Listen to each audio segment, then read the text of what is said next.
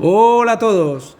Hoy tenemos en el canal a Javier y un colaborador del PPC. Ya habéis oído a Enrique, habéis oído también a Raúl. Pues hoy toca a Javier, que lo invito con muchísimas ganas también, con muchísimo cariño como los demás, porque la verdad es una persona, vamos, de la que se puede aprender muchísimo y de la que creo que vais a disfrutar mucho de la conversación.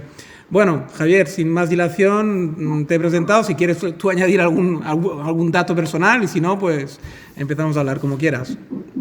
Pues bueno, muy contento de que me hayas traído aquí al programa y bueno, yo estoy libre, vamos, o sea, de preguntas, o sea, no tengo prejuicios en ese sentido o no los creo tenerlos y estoy abierto a cualquier cosa que me preguntes en ese sentido. De acuerdo.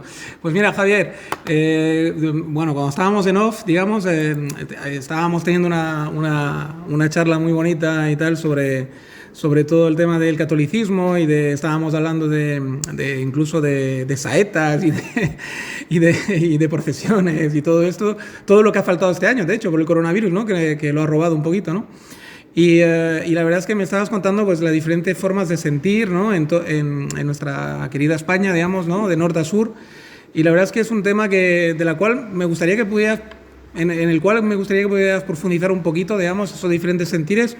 ¿A qué te crees que son debidos? ¿Son solo temas puramente culturales, históricos, o crees que también está en el sentir de la gente? No sé, ¿qué te parece, Javier? Pues hombre, así el catolicismo, bueno, en primer lugar vamos a hablar así, cuando tenemos por catolicismo yo entiendo que es el cristianismo católico, o sea, universal, porque a veces parece que hablas de catolicismo y es como una secta más, una secta en cuanto a grupo, ¿eh? O sea, yo no me gusta utilizar el término secta como si fuera algo tan peyorativo, ¿no? Es verdad que desde el punto de vista doctrinal te van a decir que secta es aquel que se aparta del auténtico, de aquel que mete pues desviaciones, ¿no? Pero bueno, entonces en ese sentido, pues bueno, vamos a decir, es el auténtico, es el originario.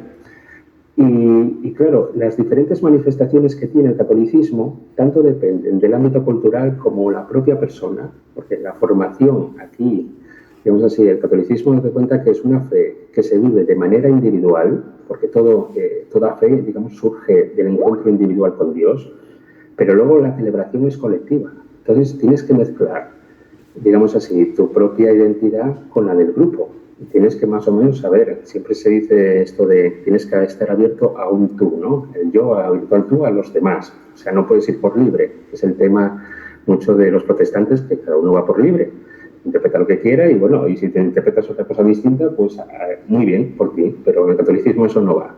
Que hay que coincidir, digamos así, hay una serie de normas que las llamamos dogmas y en esas coincidimos. Luego puedes pensar lo que quieras. Y en lo que quieras, aparte, es cuando entramos en esto de las manifestaciones culturales, ¿no? O el hecho cultural, que siempre se habla de él.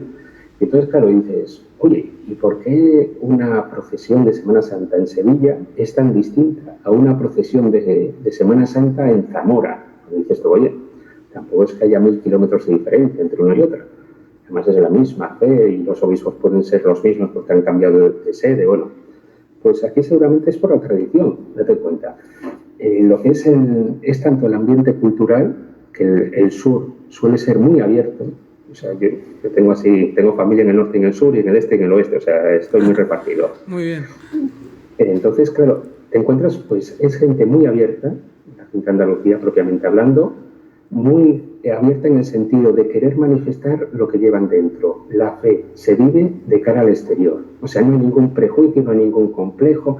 Esas personas que desde un balcón, desde la calle, te paran la procesión, dan el paso adelante, te recitan una poesía, una saeta, te cantan. O sea, eso en el norte no voy a decir que sea prohibitivo, simplemente no surge. La persona pues está muy centrada en lo que es la celebración desde un ámbito demasiado litúrgico y el tema de los demás, entre comillas, pues puede tener una connotación, pero no es lo principal, es accesorio. Mientras que en el sur, digamos, tú expones y el vivir, el que otros te vean cómo lo vives, es dar testimonio, en cambio en el norte es al revés. En el norte, por así Perdona, Javier, decirlo, ¿Y tú no crees que pueda tener que ver también con el hecho de que, digamos, los árabes o la cultura musulmana estuvo más tiempo en el sur de España que en el norte? Es decir, como empezó la invasión desde el sur para arriba, el sur estuvo mucho más tiempo invadido, digamos, digamos, ocupado por la cultura musulmana. Bueno, de hecho, Granada fue el último reino en caer. Y a lo mejor hay como una necesidad también de hacer ver que uno es más católico que el otro. O sea, es decir, todo lo que le pasa siempre a lo que yo llamo los neos, ¿no? Es decir, por ejemplo, aquí en Cataluña tenemos el fenómeno de los hijos inmigrantes o los nietos de inmigrantes andaluces, ¿no? Que muchos de ellos bueno, el que se ha transformado en nacionalista es mucho más nacionalista con Puigdemont, Puyol, ¿vale?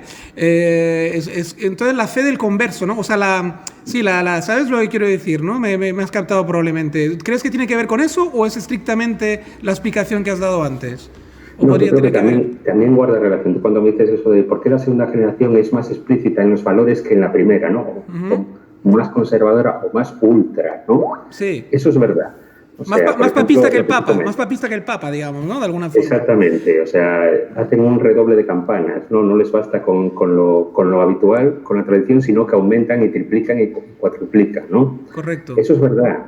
O sea, pero yo no sé si eso realmente afecta a un tema, como dices tú, exclusivamente del arraigo cultural, de las raíces, de dónde viene, de decir, bueno, porque tampoco es que el mundo musulmán fuera muy abierto, por así decirlo, con las tradiciones que no le eran propias, sino que eran al revés, las abolían completamente. Pero sí que es verdad lo que tú comentas, o sea, en el sentido de que bueno, tampoco quiero hacer aquí un racismo de norte contra sur, ¿eh? No, para nada, Estamos analizando simplemente. Sí que es verdad que desde el sur hay menos complejo. O sea, uno se muestra tal y como es y encima lo exporta afuera. O sea, da el testimonio, como yo. No tiene ningún complejo y tal. Y sin embargo, en el norte es al revés. Hay como un espíritu de conservación, de mantener la tradición, de salvaguardarla, ¿no? Como si hubiera un miedo a que si cambias la forma en que la expresas, la pierdes. Eso en el sur no hay. Y aparte es un miedo infundado, porque cuando, por ejemplo, en el sur lo que ves, sobre todo, las cofradías aumentan de tamaño, son cantidad de gente que se asocia no por el tema litúrgico ni por el tema doctrinal, sino por la participación. Eso en el norte no lo hay. O sea, en el norte la gente se centra más en el ámbito, voy a decirlo un poco así, el neapilismo, por así decirlo, el estar ahí bajo la tutela, bajo la custodia del cura, del obispo. Sin embargo, en el sur está más suelto, es un catolicismo muchísimo más suelto, es más libre, más, como decir, no es autóctono, sino más espontáneo. Te encuentras a cualquiera y te lo habla, te lo cuenta. En cambio, en el norte parece que hay miedo, como si lo estuvieras grabando y alguien se enterara y ay madre, a ver qué he dicho. O sea, hay un poco más de complejo. El norte sí que es más salva, protector o más artístico, quizás, más salado, como dicen ellos, ¿no? Sí. Y además eso da multitud date cuenta de las olas de creatividad que dan. Sí. Eso es una maravilla. Sí, eso es cierto, porque yo lo he vivido ahí por circunstancias familiares y sé cómo se vive y la verdad es que se vive de una forma muy especial, muy emocionante, porque te tienes que emocionar al final cuando ves una saeta, cuando ves un desfile de estos, es brutal, ¿no? La verdad es que sí. Y tiene mucho que ver con lo que dices, sí, es cierto, porque de hecho en Andalucía casi todos los acontecimientos, digamos, que reúnen un cierto público, ¿no? Llámese fútbol, llámese cualquier acontecimiento de esos populares, digamos, por decirlo de alguna forma, sí que se vive con un arte especial, ¿no? En Cádiz el carnaval, no sé, todo le dan su toque, ¿no? Le dan su toque que yo lo llamo artístico, básicamente, porque es un toque como un poco artístico, no se puede decir de otra manera. Y además, si te fijas, todo lo que en el sur la ciudad se para completamente. La ciudad participa, no es un grupo de católicos el que celebra un rito y entonces ocupa una serie de calles. No. En Sevilla, en Granada, en Málaga, lo digo en todas las fiestas, es la ciudad la que lo vive, no es un grupo. Es cierto. Y luego, pues nada, claro, evidentemente, ahí hay que matizar para el oyente, ¿no? Para que sepa también, porque en off ya lo hemos comentado, pero en on no. Digamos que, claro, todo eso yo lo vino desde un punto, de una perspectiva en el cual, evidentemente, no condeno lo espiritual ni muchísimo menos, pero tiene que saber el oyente, creo que el oyente habitual mío ya lo sabe, el que me escucha habitualmente en mi canal, pero que yo lo hago desde, evidentemente, pues un laicismo total y digamos que agnosticismo o probablemente incluso más allá, ¿no? Es decir, un no creyente, digamos, ¿no?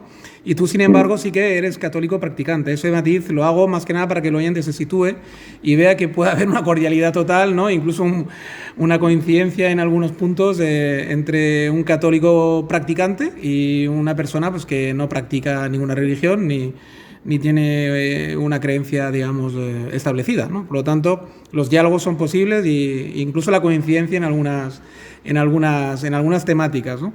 Y incluso el buen hacer o el buen entenderse. Aparte de todo ello, yo te diría, por ejemplo, ¿tú te podrías considerar monárquico o te gustaría que la monarquía de derecho divino de alguna forma se volviera a establecer? ¿Tienes algún tipo de nostalgia, algún tipo del tiempo donde la Iglesia, digamos, como ahora en el mundo musulmán, digamos, influía directamente en el gobierno, en el hacer, en el quehacer diario, casi cotidiano, te diría yo, de una gobernanza de un país, de una región, de una ciudad? ¿Tienes algún tipo de nostalgia o crees que ya está bien la evolución que se ha dado, sobre todo en Occidente, hay que decirlo, porque hay que decirlo de esa manera? Aquí en Occidente es donde se ha dado más y en otras partes con otras religiones, digamos, no se ha dado tanto. Por lo tanto, vamos a hablar de dónde se ha dado, que es aquí. ¿Se podría decir que tienes alguna nostalgia? ¿Tú sientes que en el mundo católico hay alguna nostalgia? ¿Hay algunos sectores que tienen nostalgia?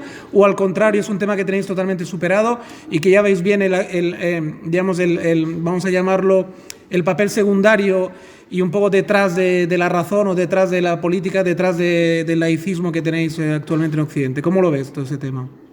Bueno, este es un tema polémico por donde quiera que lo encuentres, ¿eh? He tirado a matar, casi. Sí, además es un tema muy espinoso dentro del catolicismo porque aquí hay muchas variantes, ¿eh? Date cuenta, voy a abrir un poco, como se suele decir, un poco el abanico y luego digo mi posición, ¿eh? Mira, dentro del catolicismo hay un sector muy tradicional, digo el catolicismo, o sea, nada de Lutero y compañía, que esos están por aparte, ¿eh? Pues que te va a defender la teocracia, que es, digamos así, te va a decir que la sociedad está perdida y que tiene que volver bajo el yugo de la Iglesia, que sería un estilo como el del franquismo, digamos así. No es una teocracia en sí misma el franquismo, sino que es un nacionalcatolicismo, ¿no? Un nacionalcatolicismo es lo que practica Franco. Entonces, ¿qué pasaba en el franquismo? Que gobernaba una persona, o sea, un militar, pero estaba totalmente asesorado por el catolicismo, por la Iglesia. La Iglesia no gobernaba, pero asesoraba, por así decirlo, ¿no? Correcto. Y entonces todas las normas o las leyes, o la mayoría, estaban encauzadas al bien común bajo la perspectiva de la Iglesia, o sea, bajo el catolicismo. Por eso es el nacional propio de Franco más el catolicismo, esa unión, ¿no? Eso no es la teocracia clásica, ¿no? La teocracia es lo que vemos en Irán, donde el Consejo Consultivo está por encima del gobierno. O sea, si eso lo pasáramos a España, Franco sería, digamos así, un vicepresidente, pero no el presidente, o no el dictador, ¿no? Entonces, ese modelo no encaja en el catolicismo para nada. O sea, el modelo teocrático del Islam no encaja. Eso sería como ir a San Agustín y la historia de las dos ciudades, ¿no? La obra. No. Lo que define el catolicismo es que las normas estén encauzadas, digamos así, sean coherentes a Dios, o sea, no contradigan los preceptos divinos, la ley natural, o sea, la ley de Dios, o los preceptos católicos, ¿no?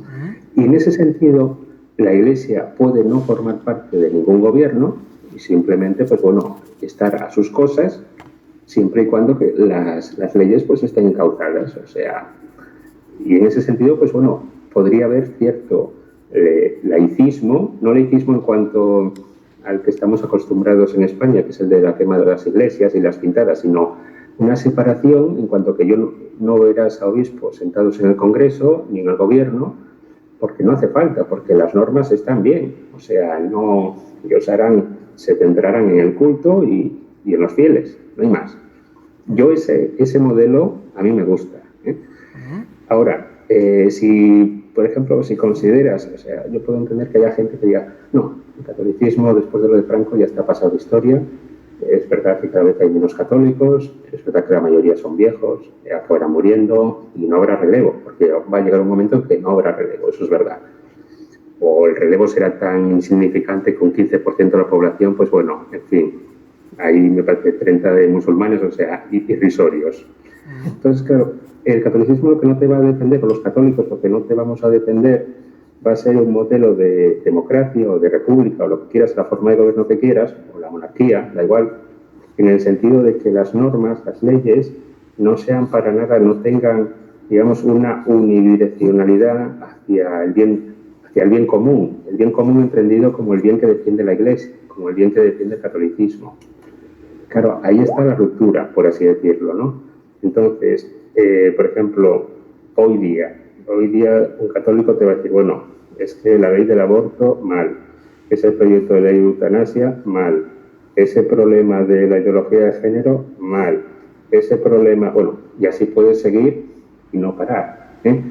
Entonces, claro, ese modelo que puedes decir, bueno, pero eso es fruto de la voluntad popular. Bueno, pero es que la democracia y la religión no tienen nada que ver. O sea, eso decir, bueno, eso quiere decir que, imagínate, en la época de Jesús, la mayoría no estuviera contra Jesús, o sea, no estuviera con Jesús y dijeran, bueno, Jesús, cambia el modelo porque nosotros tenemos razón, porque somos la mayoría. Entonces, no. Entonces, en ese sentido, el tema democrático, que yo creo que es el tema de la democracia desde la perspectiva liberal, es el fundamento ético de la sociedad, desde la perspectiva liberal, porque es la mayoría, es la que impone o la que define la ética, la que impone o define lo que está bien y lo que está mal, que acaba siendo igual a lo que es legal o lo que está prohibido. Entonces, claro, ese sistema de que la mayoría decide con independencia de que eso sea bueno o malo, es la quiebra que hay, digamos, entre el mundo católico y el mundo, por así decirlo, pagano o lo que quieras hoy. El mundo católico te va a decir que en la naturaleza existen principios absolutos, hay cosas que están bien o mal en sí mismas y que no dependen de la voluntad popular. O sea, si hoy, mañana, yo siempre utilizo el tema del aborto, ¿no? El aborto en los años 80 era un delito en España, era perseguido, es verdad que ninguna mujer entró en la cárcel, ese mito que existe, pues no. Y sin embargo, hoy, 20 años después, bueno, realmente sí, 20 años después, el aborto es un derecho, hay una transformación. Hay gente que te dirá, es que el contexto ha cambiado. El contexto puede cambiar las veces que quieras, pero los principios absolutos no cambian. Lo que está mal ayer y estará mal hoy. Entonces, eso de decir, no, es que la voluntad popular ha cambiado. Bueno, pues eso es un fallo de la voluntad popular, porque el mal no se convierte en bien ni el bien se convierte en mal. Habrá algunos elementos, yo no digo que no, por ejemplo, en el tema del aborto, habrá algunos elementos que dirán, bueno, vamos a ver, el caso, por ejemplo, te dicen esos casos clínicos donde el feto viene con unas anomalías severas que es imposible porque no tiene cerebro. Bueno, yo ahí personalmente, si un feto, no tiene ni cerebro ni tiene corazón, es inviable. O sea, ahí tampoco vale un encarnizamiento terapéutico de crear, no sé, la vida de manera artificial porque no hay un ser ahí realmente pero sin embargo, si seguimos los preceptos de la Iglesia, sí que deberían hacer este ser. Sí. Aunque sea para morir en cuanto le corten el cordón umbilical, digamos, ¿no?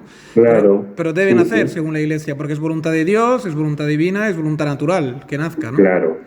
Y sin embargo, tú ahí, a nivel personal, sí que no estás demasiado a favor, por lo que veo.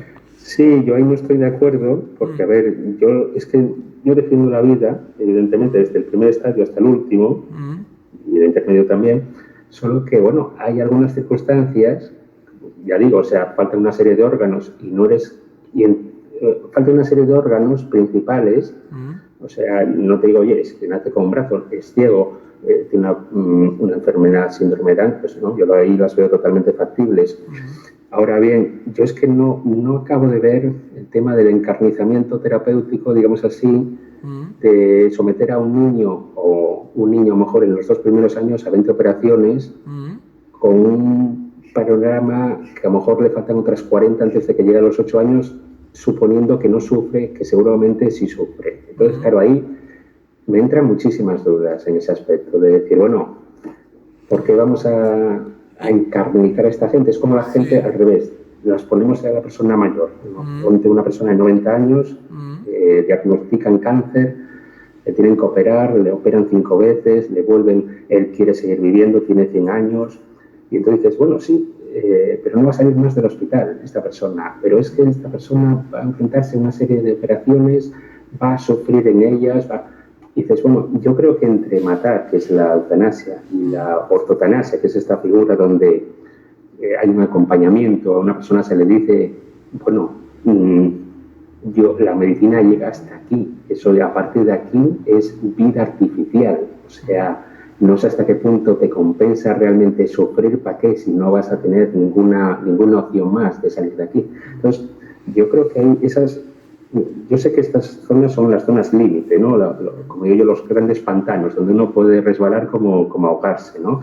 Pero Javier, ¿y todo eso no se arreglaría, digamos, si, digamos, de alguna forma, bueno, a nivel individual lo podéis hacer perfectamente, y tú veo que estás quizás en camino de ello, digamos, siendo un poco, es decir, yo no creo que se tenga que pelear la razón con la fe, en un sentido, te explico.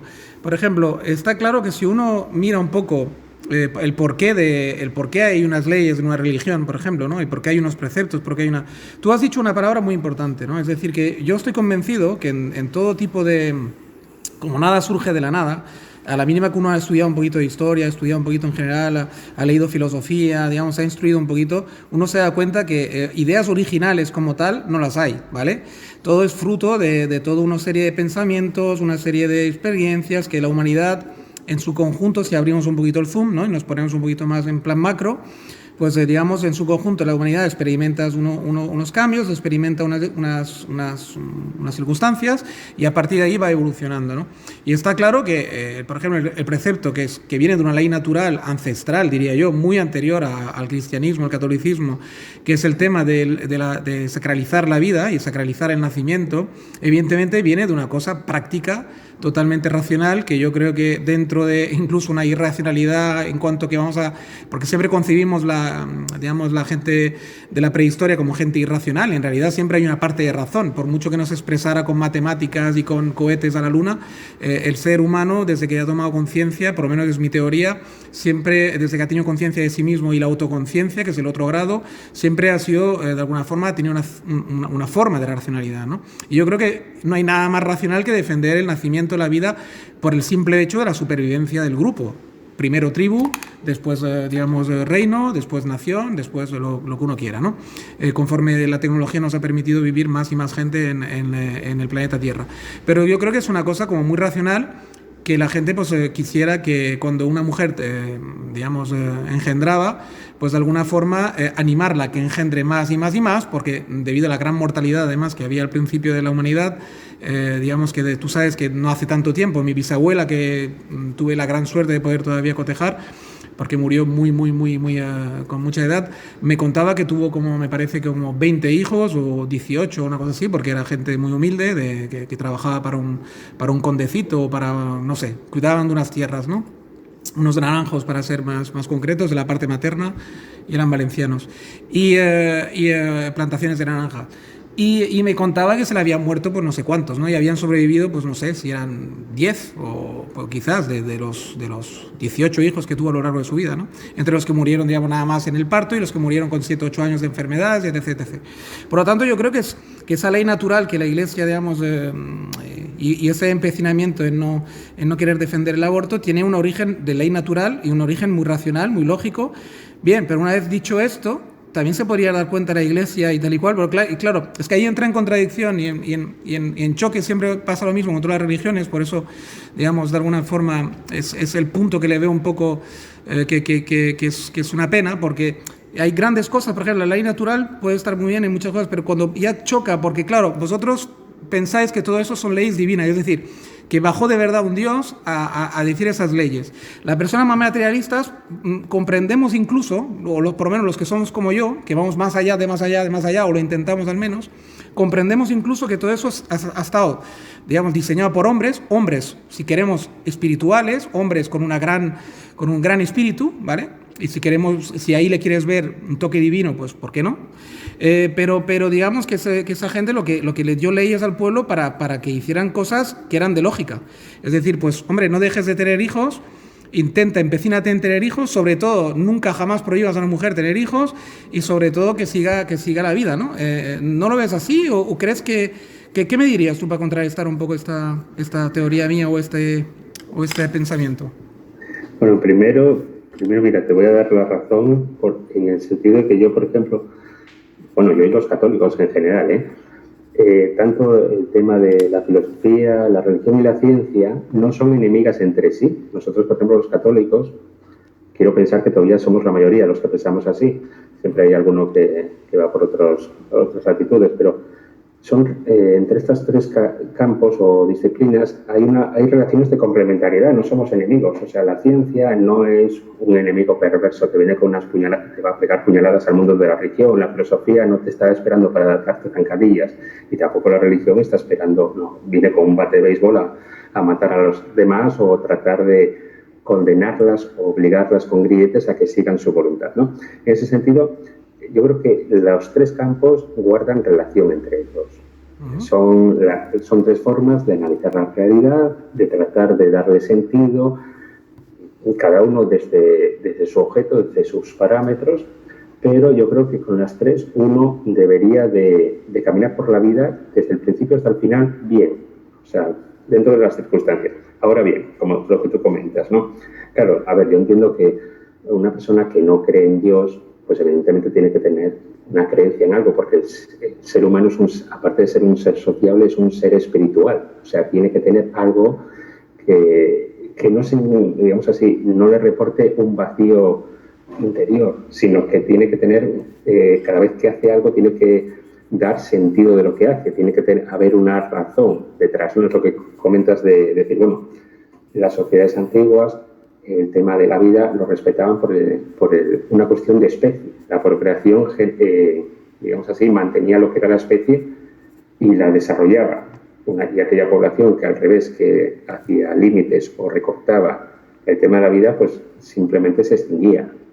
Vale, ahora dirías, ya, pero a ver, en el año 2020, Javier, vivimos un planeta superpoblado, no son aquellas circunstancias las de hoy.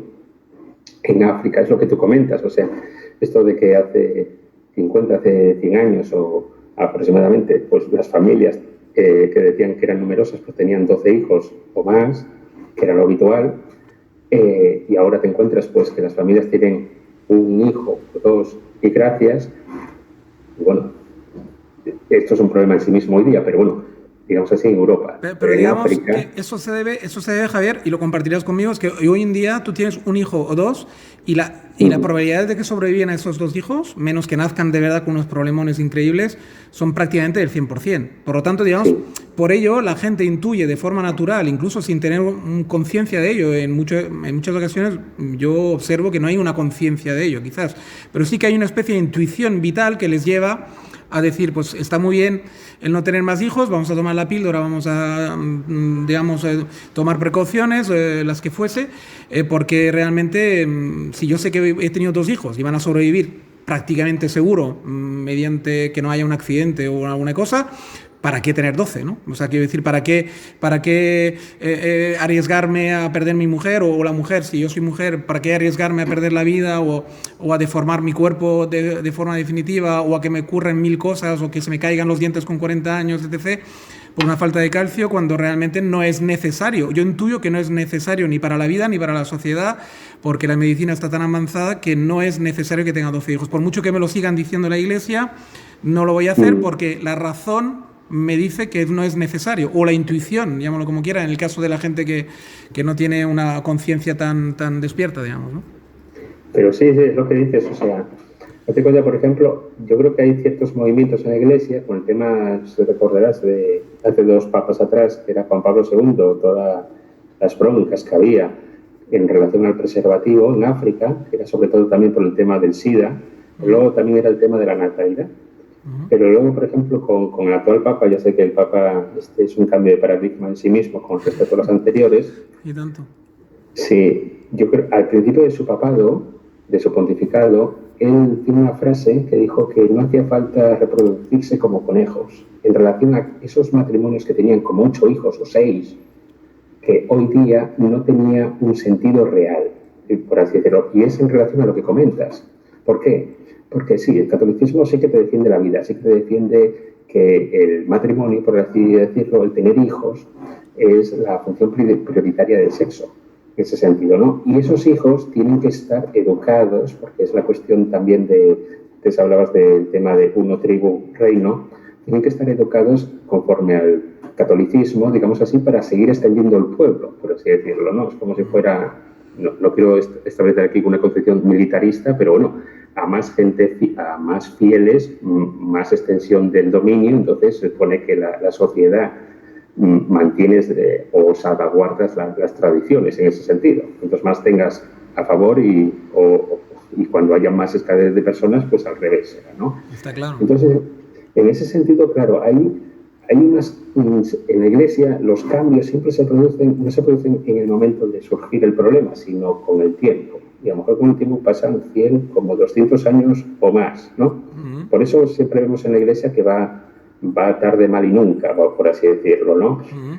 Entonces, yo no sé hasta qué punto, digamos así, lo que vemos hoy día, un planeta superpoblado, sobre todo en los continentes así, América, Asia, África, ¿no? Europa no, pero bueno, que ahora siendo Europa simplemente por contagio, ¿no? Por el fluido migratorio. Entonces, claro, ¿hasta qué punto, digamos así, vamos a...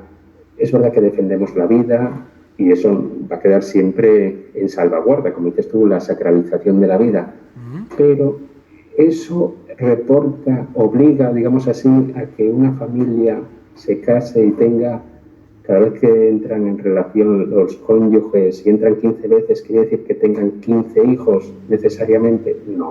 No. Y esta es la quiebra, este es el cambio de paradigma que hay, ¿no? Es decir, vamos a ver, es verdad que el matrimonio católico está orientado a la procreación, y de hecho, si hay un problema de esterilidad, pues puede conllevar la nulidad del matrimonio, porque la finalidad del matrimonio principalmente, aparte del amor y todo esto, es un contrato, tiene una naturaleza jurídica de contrato, pero es la procreación, o sea, inequívoca.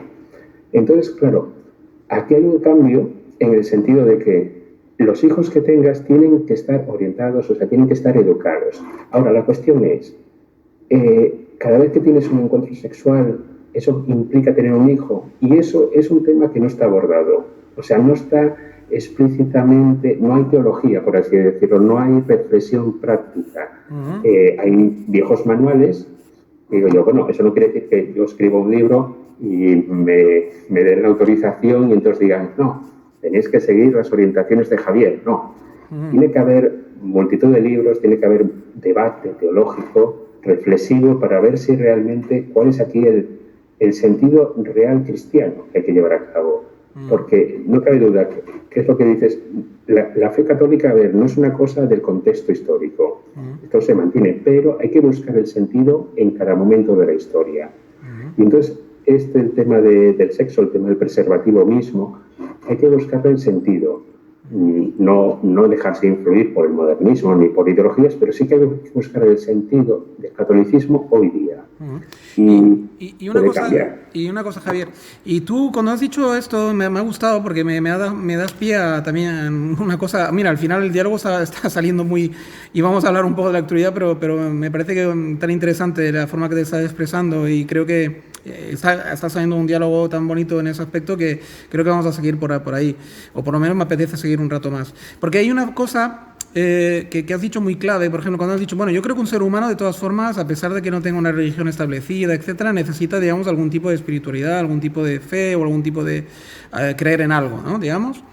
Y sin embargo, estando de acuerdo contigo, en parte, yo creo que y esa espiritualidad o ese guía, digamos, para tu vida, no puede simplemente llamarse humanismo o ser un humanismo vivido con una conciencia absoluta que te lleva a una ética, porque al final, si te fijas, la mayoría de los preceptos de cualquier religión, ¿no? Tomadas, digamos, en un sentido, digamos, en el sentido mejor de las partes de la Biblia, el Corán o la religión, o digamos, la primera Biblia en la cual se basan todavía los judíos, digamos, digamos, si quitamos el ojo por ojo y diente por diente y cosas por el estilo, y cosas que a lo mejor alguna shura del Corán también que pueda ser más conflictiva o lo que sea, normalmente predican todos pues una cierta ética al final, ¿no? Pues no matarás, no robarás, no dañarás a tu prójimo, etc, etc, etc, ¿no? Y todo eso no se puede alcanzar simplemente con un humanismo, una ética fuerte, un espíritu fuerte que se puede conseguir con una conciencia fuerte, limpia, una educación limpia, etc. ¿No lo crees así o qué? Bueno, ahí entramos, ahí hay un problema, una desviación, digamos, teológica, ¿no? Claro, a ver, yo no tengo ningún problema, y yo creo que el mundo de las religiones tampoco, en el sentido de la denominación de ese Dios, ¿no? Unos lo llamarán Alá, otros lo llamarán, pues, la Trinidad, otros hablan de la energía, hay una energía, hay un panteísmo, bueno, esos son etimologías, vamos a decirlo así, ¿no? Son formas de identificar. Bueno, vale. Pero claro, el catolicismo sí que no entra, bueno, vamos a ver, perdón, no es que no entre, es que identifica que hay una religión que es verdadera. Yo sé que esto es común, en todas las religiones hay esa pretensión de decir, no, la mía es la verdadera, la tuya no, ¿no? Correcto. Pero bueno, pero el catolicismo sí, también te va a decir por qué, porque, y te lo explica, ¿no? Te dice, bueno, es que la presencia, vale, bebemos del judaísmo, venimos, como yo somos hijos del judaísmo, del Dios Padre que se presentó a Abraham, de Moisés, bueno, de las alianzas, como decimos en el Antiguo Testamento, la unión antigua, ¿no? Con el pueblo de Israel, pero luego se abrió el catolicismo pues te habla de Jesucristo, el hombre, digamos, Dios hijo hombre, a través del cual la humanidad, tomándolo de ejemplo, y sigue tomándolo de ejemplo no porque lo copie visualmente, sino porque sigue su ética, si quieres llamarlo así, su comportamiento, sus directrices, pues está llamado a la salvación, ¿no? Y entonces, claro, eso choca con otras religiones en las que no hay ese modelo, y no hay ese modelo ni tampoco hay ese destino. Por ejemplo, no sé, te coges el hinduismo, que es como una religión universal, porque yo la llamo la gran aspiradora, porque se puede comer todas las religiones y seguir hablando del hinduismo. O sea, parece que todas entran, no hay problema con ninguna, porque entra en un mare magnum donde todas se pueden desarrollar y no entran en problemas. Pero sí que es verdad que, a ver, por ejemplo, los lamas te hablan de la reencarnación. Tú cuando mueres te puedes reencarnar y hasta que no purifiques, digamos, esa vida o esas vidas que has tenido previamente, pues no alcanzas, digamos así, formar parte del Dios universal, ¿no? Entonces es un Dios, en el panteísmo, digamos así, es un Dios que le falta algo y necesita tu colaboración. Y a la vez tú necesitas al Dios para formar parte de él, ¿no? Eres una conciencia más que se une. Sí. Claro, eso el catolicismo, sin entrar aquí en proselitismo, ni creas que te voy a meter la chapa teológica, pero sí que habla, es otra perspectiva completamente distinta. Te habla así, no te habla de reencarnación, tú no te reencarnas ni un gato, ni un perro, ni nadie más. Tú vives esta vida y la forma en que vives esta vida, si quieres, digamos así, pasar a otra vida, por así decirlo, tienes que cumplir una serie de normas o tienes que orientar tu vida a una serie, pues bueno, de pautas, ¿no? Es verdad que eso también lo encuentras en todas las religiones, incluso en las filosofías. Te obligan a un determinado comportamiento ético, ¿no? Los estoicos, a mí me encanta la filosofía estoica, hasta donde llego, y te dicen, pues bueno, es la supervivencia, ¿no? Huye del placer, huye del ruido, más o menos busca tu propia supervivencia, pero llega un momento que te dice, tienes que formar parte de Dios. Y dices, ¿de qué Dios? Si esto es un panteón divino. Entonces ya empiezas en la deriva. Bueno, luego también tiene unas exigencias un poco sacadas de la realidad. O sea, te obliga a ir casi a vivir a una isla. Eso no, eso no. Sí, no. Entonces, bueno, claro, el problema, volviendo a retomar, el problema es que el catolicismo sí que te defiende que hay una religión que es verdadera, plenamente verdadera, que con esa te salvas. Y el salvarte no es un fin egoísta que digas tú, bueno, yo actúo bien con esta persona para yo lograr mi salvación. No, así no funciona realmente, ¿eh? Eso es un acto egoísta en primer lugar. Sino que tú tienes que adecuar, interiorizar, que el portarte bien con la otra persona también te va a llenar a ti. O sea, eso que dicen que el dar genera más regocijo que el tener, ¿no? ¿Por qué? Porque te abres a la otra persona. No, hay que ver cómo te abres, también. Pero bueno, en general, o sea, es cambiar una perspectiva por otra. O sea, en el catolicismo, por ejemplo, te encuentras a Taylor de Chardin, que tampoco parecía que iba muy encauzado, y te habla de que en este mundo somos todos seres espirituales, toda la humanidad somos seres espirituales en un viaje terrenal, y por eso estamos padeciendo todo tipo de miserias, todo tipo de tristezas, de fallos, ¿no? Porque no es nuestro mundo. Sin embargo, lo estamos viviendo. Y una cosa, Javier, ¿y tú crees que, por ejemplo, a ver, quiero decir, si realmente la teoría liberal, por ejemplo, tal y como se concebió en la Ilustración, ¿vale?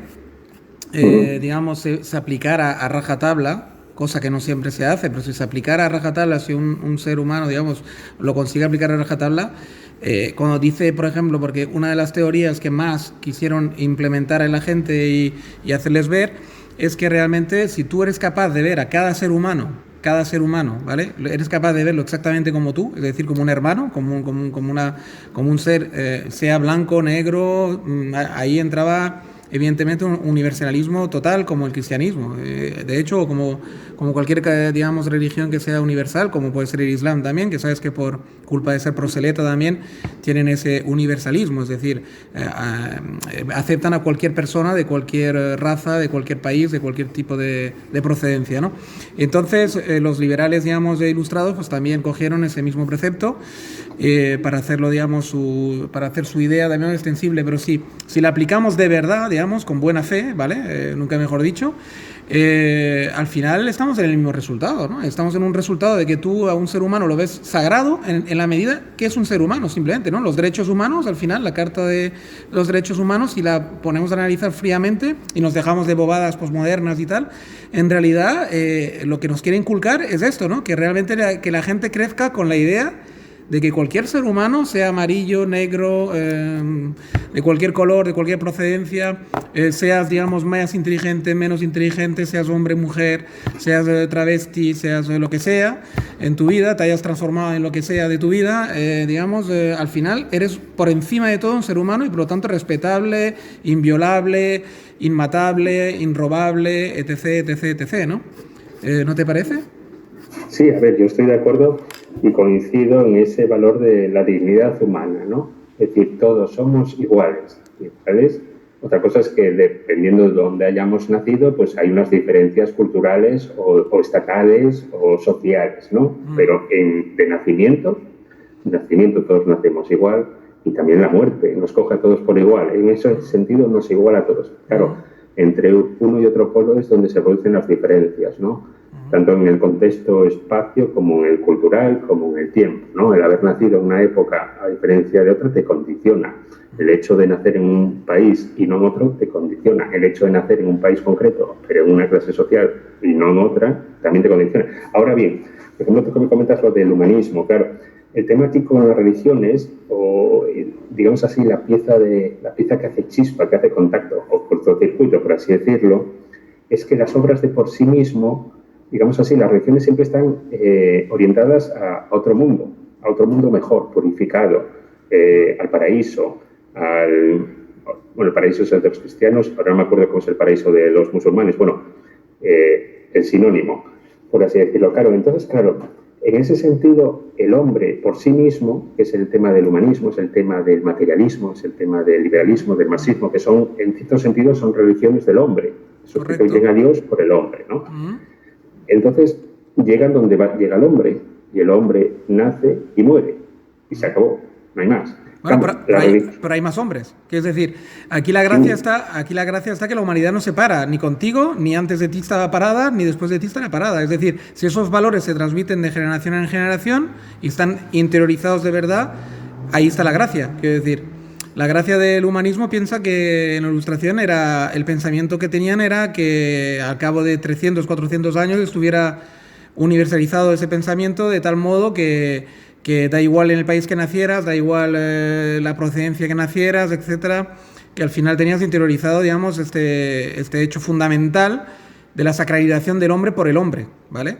Que al final, si te lo paras a pensar fríamente, la religión al final es un poco lo que quiere, solo que da siempre esa pequeña zanahoria del futuro o del más allá, digamos, ¿no? Ese plus. Pero si nos dejáramos de ese plus del más allá y fuéramos capaces de superarlo, en la realidad el más allá está más aquí. Es decir, el más allá son tus propios hijos y los hijos de tus vecinos, ¿no? Si para ti consideras que ver tan importante el hijo de tu vecino como el tuyo propio, en el fondo tú sigues a través de los hijos de tus vecinos también. O sea, tu humanidad, tus saberes, tus libros, o los libros que has leído y tal y cual, seguirán aquí para que los lea el hijo de tu vecino, el hijo del vecino de tu vecino, etc. Si conseguimos esa visión, que es la visión que quería la ilustración profunda, los verdaderos, digamos, ilustrados del principio, los originales, la esencia que querían transmitir, yo creo que era esta, ¿no? De alguna forma. Sí, a ver, yo por ejemplo, yo no tendría ningún problema en aceptar ese humanismo si no hubiera Dios. En ese sentido, sí, porque dices tú, oye, pues a falta de un Dios que te dice, que te hace unas promesas de salvación, a falta de una reconversión, digamos así, de lo que es el mundo de otra manera, pues, hombre, si no hubiera Dios, entonces sí que te centras en lo que es lo que tienes a tu alrededor. Entiendo que desde esta perspectiva, digo yo, de la dignidad, de sentir, de no ver en el otro un enemigo, por así decirlo, ¿no? Uh-huh. De ver un hermano, ver un amigo, por así decirlo. Uh-huh. Entonces, en ese sentido, yo no lo veo nada mal. Mira, yo por ejemplo, siempre la gente me dice, sobre todo entre los católicos, siempre me dice, oye, Javier, ¿por qué estás tan empeñado en salvar a los demás? Y digo, a los que no creen. Y digo, a mí siempre eso me obsesiona. Y digo, joder, mira que si yo que tengo a lo mejor una sobrina que no cree, yo pues no me hace ninguna gracia que vaya por otro camino, vamos a decirlo así. Uh-huh. Y como digo una sobrina, digo amistades, y digo conocidos, y digo vecinos, ¿no? Uh-huh. Entonces yo siempre digo, bueno, pero si son buena gente, si hacen el bien, si tienen obras buenas, es verdad que no creen, porque bueno, oye, la fe es como se suele decir en las religiones, bueno, se dice, no se suele decir, es un don de Dios, o sea, lo tiene quien lo tiene, no es una cosa que uno lee un teorema matemático, lo aprendes y ya la tienes, no. Entonces yo creo que ahí, claro, esto es una posición mía, ojo, yo creo que ahí, si eres buena persona, que es el pozo del humanismo, si eres buena persona, no buena persona solo para ti mismo, o sea, no solo ese amor propio, sino ese amor que se abre a los demás, ¿no? Entonces yo creo que ahí debería ser otra forma de encauzar, digamos así, el paraíso o la vida en el mundo futuro, por así decirlo, ¿no? En un mundo futuro, ojo, purificado, ¿eh? Porque yo muchas veces cuando la gente me dice, ¿y este mundo qué es? Digo, este mundo es como el purgatorio, si no el infierno para algunos, ¿eh? Porque viendo lo que hay o viendo en lo que puede uno degenerar, pero incluso desde el mundo religioso. O sea, yo, por ejemplo, a veces me sorprende. Dije, vamos a ver, después de la época de la cristiandad, que tenías toda Europa, digamos así, más o menos modelada al bien, por así decirlo, en teoría, ¿no? Porque habría guerras y habría descomposición, corrupción y todo lo que quieras y más, ¿no? Pero estando orientado, ¿cómo es que luego vino el hecatombe, ¿no? Porque ahora tú miras, eso no quiere decir, a lo mejor hubo épocas mejores, no te digo que no, pero tú ahora lo coges un mapa mundi, y entre las guerras, los conflictos, los intereses, las expropiaciones, es todo feo. Hombre, no te digo el 100%, pero tú no crees que esa fealdad, digamos, que tú ahora dices, que yo no digo que no sea cierto, etcétera, no ha existido siempre al final. Es decir, no es un poco o sea, no es un poco utópico pensar que digamos, pueda existir un mundo humano sin fealdad, o sea, sin que fallen cosas, digamos, y no sería la única manera de arreglarlo ese humanismo que te digo yo, es decir, es decir, una de dos, digamos, o crees en un mundo futuro y entonces este mundo no vale la pena arreglarlo, yo creo, ¿no? O sea, no vale la pena arreglarlo, vale la pena, bueno, vivirlo como uno pueda, lo mejor que pueda, éticamente, etcétera, y bueno, y no mirar de transformarlo ni de arreglarlo, porque total, lo que interesa es el más allá, ¿no?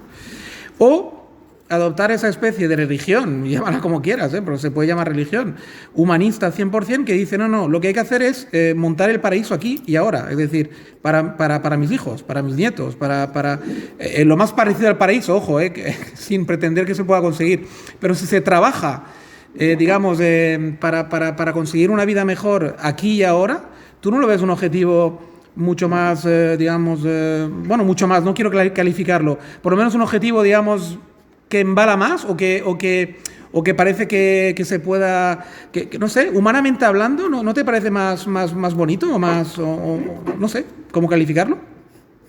Mira, yo no tengo la posición contraria o opuesta a la tuya, sino que la tengo, digamos, en un punto medio. No quiero decir ser equidistante, pero sí que veo elementos positivos de tu razonamiento, pero también sombras, por así decirlo, ¿no? Yo es verdad que, a ver, yo no soy de la teoría, que yo creo que esto es sobre todo el mundo protestante. El mundo protestante parece que, como cree que la naturaleza del hombre está totalmente viciada, no es capaz de hacer nada bueno. Y entonces por ahí, digamos así, se echa en las manos de Dios, ¿no? Es la famosa frase de pues, peca fuerte, pero cree más fuerte, ¿no? En ese sentido dices tú, caray. No, yo creo que desde el mundo católico lo que se trata de decir es trabaja duro, trabaja fuerte, esmérate por mejorar este mundo, aunque no lo logres. Porque yo creo, aunque no lo logres, yo creo que ahí hay un deje en el sentido de que tú haces las cosas bien, procuras hacer las cosas bien, procuras que algo queda, ¿no? Si haces las cosas bien, siempre algo queda. Sí, efectivamente, porque yo creo, vamos, que incluso las personas malvadas, por así decirlo, no son malvadas el 100% de sus vidas, sino que también son capaces de hacer cosas buenas. Por ejemplo, siempre cuento una anécdota de un terrorista. Un terrorista, pues bueno, había matado gente, era un ser despreciable, no cabe duda, ¿no? Pero cuando lo fueron a juzgar, no es un caso tan real como creemos, además no voy a citar el nombre, pero, claro, le decían, usted nunca ha hecho nada bueno. Dice, bueno, yo quería a mi madre. Dije, bueno, algo bueno hizo, ¿no? Bueno, es muy utópico, ¿eh? Es verdad que había hecho más cosas buenas, pero en general, a ver, lo negro que había hecho, pues evidentemente lo mezclaba todo y la culpa pues podía más, ¿no? En ese sentido, lo malo, digamos, opacaba la luz que tenía. Pero en ese sentido, es verdad que se pueden hacer cosas muy buenas en este mundo, se puede mejorar muchas cosas. Ahora bien, yo creo que aún mejorando las cosas también hay otra fuerza, y no quiero entrar en maniqueísmo, pero sí que hay otra fuerza. Hoy hay cierta inclinación. No sé si te pasa o alguna vez te ha pasado en la vida que cuando has hecho algo malo a sabiendas, incluso has disfrutado y te has regodeado. O sea, a lo mejor una gamberrada, aunque fuera mínima, pero sí que hay una especie de satisfacción, que es una cosa extraña en la naturaleza del ser humano, ¿no? Es decir, como se suele decir, la presencia del mal, ¿no? O la acción del mal existe. O sea, yo, por ejemplo, a ver, tenemos ahora el tema de las restricciones de la pandemia, ¿no? Hay mucho regocijo en saltarse la ley. Podrás decir que la ley a lo mejor es injusta porque es excesiva. Bueno, da igual, pero hay un regocijo especial por saltarte aquello que está prohibido, que no es lo normal, no es lo natural. Y en esa relación de lo natural yo quería hablar pues lo que es el marxismo. Yo, por ejemplo, el marxismo como idea, como teoría, está muy bien planteada. O sea, es un desarrollo colectivo, buscar la igualdad, o sea, tiene todos los lemas muy bonitos para engatusar a cualquiera. Pero luego, en el desarrollo práctico, yo creo que el problema real que hay detrás siempre es la naturaleza humana, que no la puedes cambiar. Y entonces, de igual manera que puedes hacer cosas buenas, también hay algunas veces que no las haces tan buenas o te entra cierta envidia o te entra una determinada... Es un sesgo, por mínimo que sea, es un sesgo. Bueno, el egoísmo, se podría quizás... el ego, ¿no? Se podría, digamos, resumir en el ego. El ego tiene esas cosas. El ego te puede hacer actuar a veces, como muy bien dices, te puede hacer actuar a veces incluso con cierta maldad o con cierta mezquindad o con cierta... Porque yo creo que el ego lo que quiere al final es su supremacía, ¿no? El ego, la gran característica que tiene, y así te lo dice el budismo, y así te lo dice, digamos, incluso el sentido común muchas veces, etcétera, o la frialdad de autoanalizarse sin prejuicios.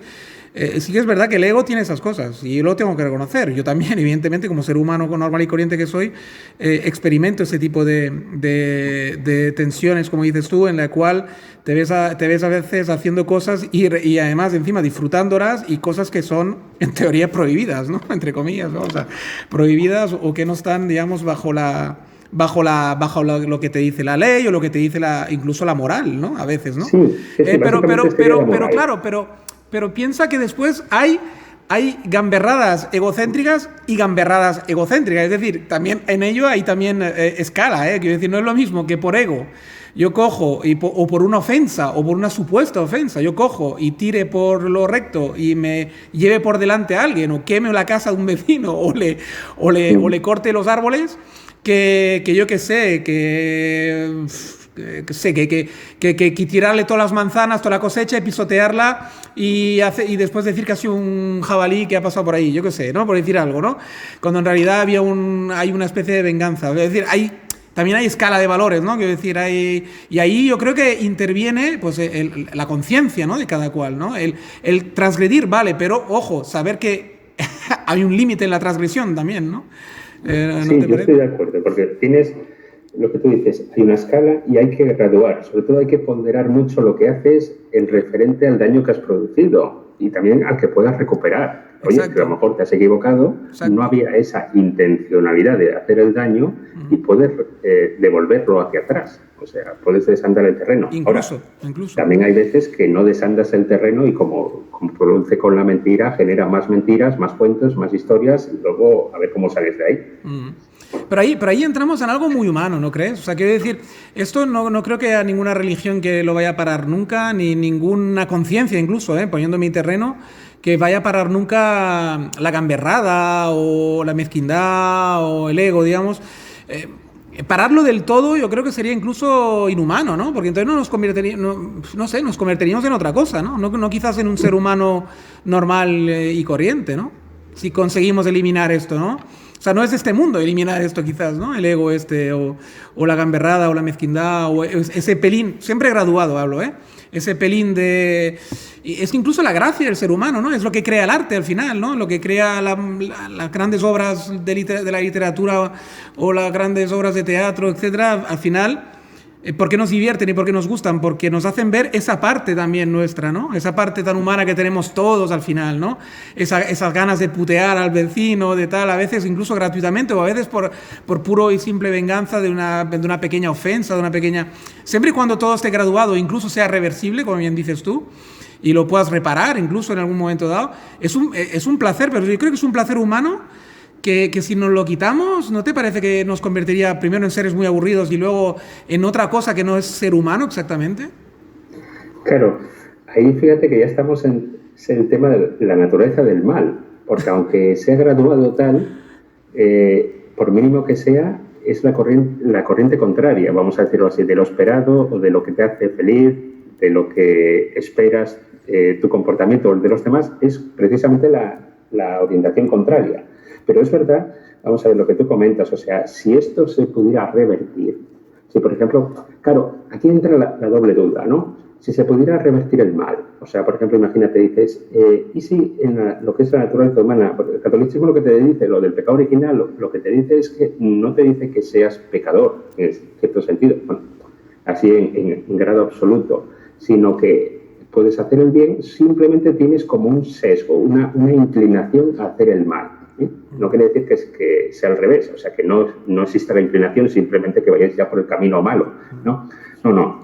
Pero esa inclinación, que es el tema de la naturaleza humana, que es el tema yo creo, que abordan todas las políticas o las ideologías y las religiones y las filosofías, y bueno, no nos ponemos en común, porque no nos ponemos de acuerdo al final, pues porque es un tema muy espinoso y porque también hay muchos condicionantes, o digamos así, dependiendo de la perspectiva, en los grados mínimos, a lo mejor lo que yo considero que es bueno, el que está enfrente lo considera malo.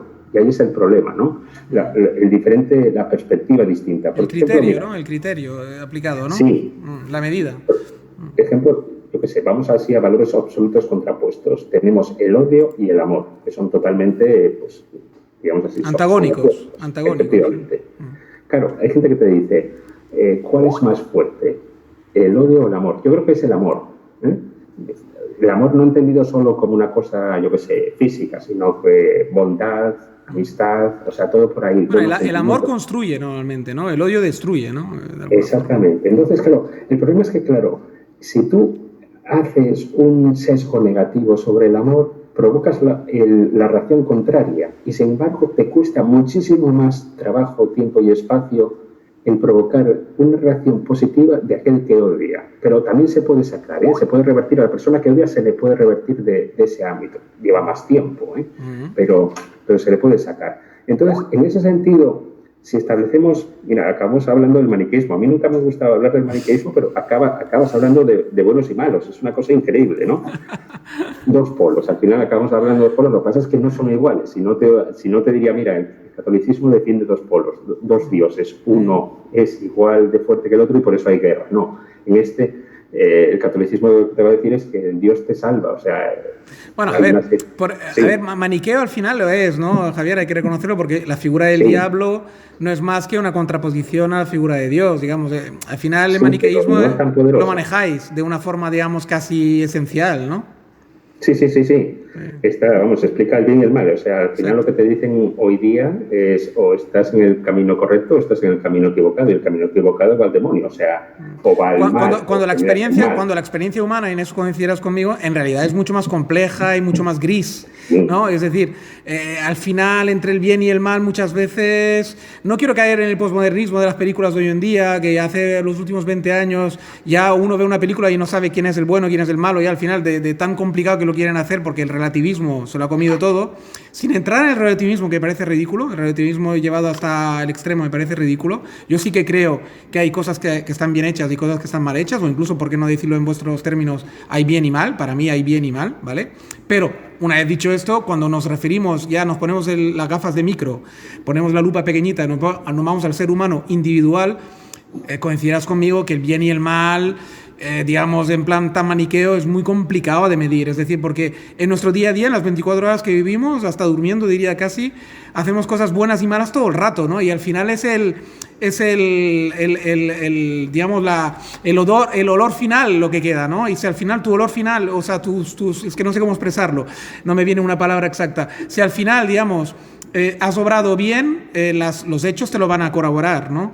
Y si has obrado más bien mal, pues al final los hechos te lo corroborarán también. Igual acabas hasta en la cárcel, ¿no? Por decirlo de alguna forma. Es decir, que si lo llevamos a lo micro, es mucho más difícil de definir, ¿no? Estamos siempre un poco en el alero, ¿no? Yo creo, ¿no? Es complicado que una persona camine siempre por el bien o camine siempre por el mal también, ¿no? Sin ser relativista, ¿eh? No, y aparte está la libertad humana, que es que si eliminas la libertad, el gran problema es que todo es espinoso, si te fijas. Yo, por ejemplo, un católico puede hablar del bien y del mal, y dices, bueno, es que si no hubiera mal, mira, si no hubiera mal no habría libertad. Entonces tenemos un problema. Correcto. Incluso me atrevería a decir que no había bien y la figura de Dios casi se volvería casi inútil, ¿no? Efectivamente. Es que sin libertad, si yo no puedo elegir, entonces estamos hablando de un panteísmo. Entonces también podemos decir que el mal en realidad no es mal, sino que es simplemente reconocer que el ser humano necesita esos pequeños, digamos, canas al aire o desmadres o esos pequeños contrastes para poder luego valorar el equilibrio, ¿no? Tal vez. Bueno, es que aquí, por ejemplo, aquí el problema o la duda existencial que existe, que hay, es que dices tú, bueno, el catolicismo entonces defiende la existencia del mal para justificar entonces la libertad, y entonces el tema de que Dios es bueno y necesita un contrapuesto para clarificar bandos.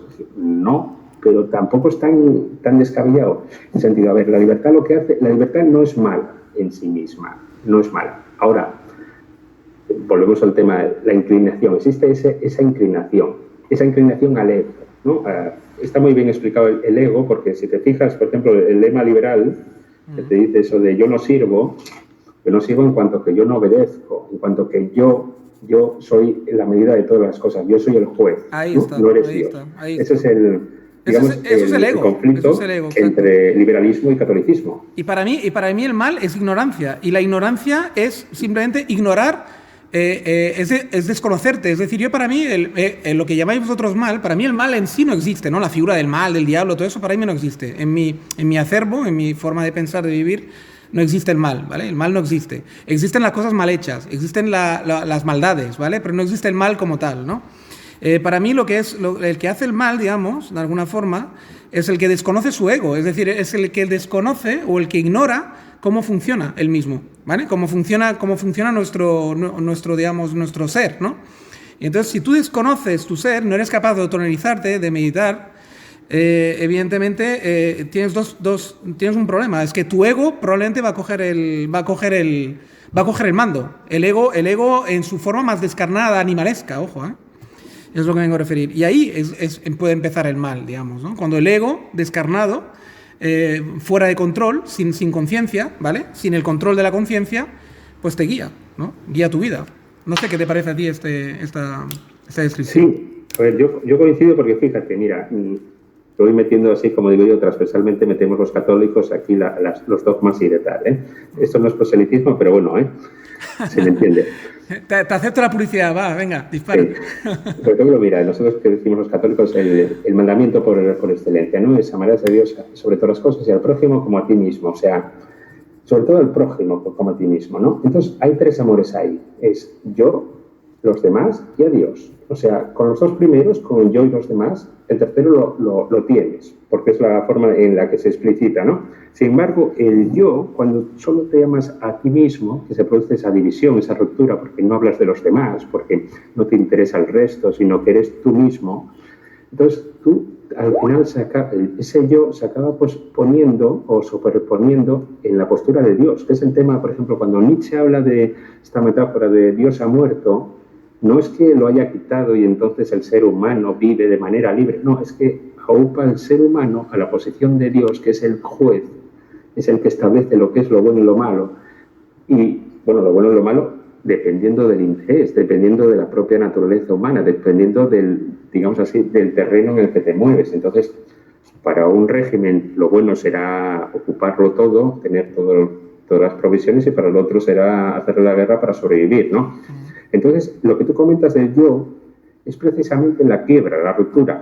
Hay que mantener efectivamente un yo que esté equilibrado en cuanto que, digamos así, la naturaleza propia tuya guarde relación con los demás y con otras personas, digamos así, o con el mundo, con el ambiente que te rodea, y que no sea malo, que no sea negativo, y tampoco que te reporte a ti negatividad. O sea, tienes que buscar ese equilibrio, ¿no?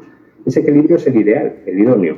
El problema aquí es cuando se produce esa ruptura, de que tú buscas tu necesidad sin mirar al de al lado. Entonces, es como la gente que te dice, yo soy feliz teniendo, pues no sé, un Ferrari, teniendo buen trabajo, en mi familia que esté aposentada, y se acabó. Y me da igual lo que le pasa al vecino, al vagabundo que hay en la esquina, al otro, y digo, porque no es mi vida. No, esa es una ruptura.